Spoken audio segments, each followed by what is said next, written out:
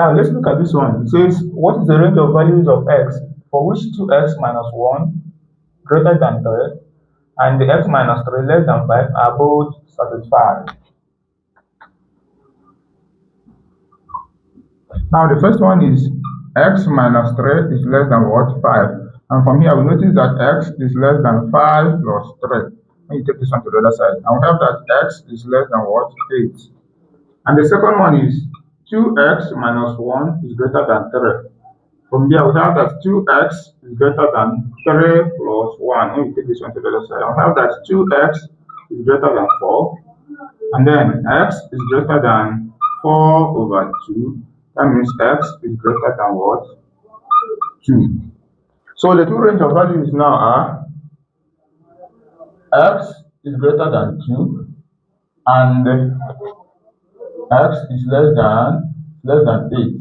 Now if you want to combine the two, if x is greater than 2, that means 2 is less than x. So 2 is less than x, and that x is less than 8, which is less than 8. So this is the range of values that satisfies the two inequalities. Now on the number line, it is, let's just say 0 is somewhere here, and then somewhere here is 2, and somewhere here is 8. Now circle.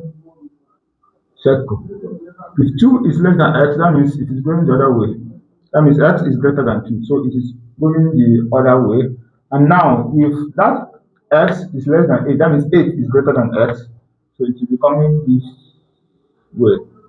And you see both of them join. So because it is less than alone, we don't use this point, this circles. So this is it on the number line. And of course, from what I said earlier, the equation is, the solution is what? Complete. So thank you for watching.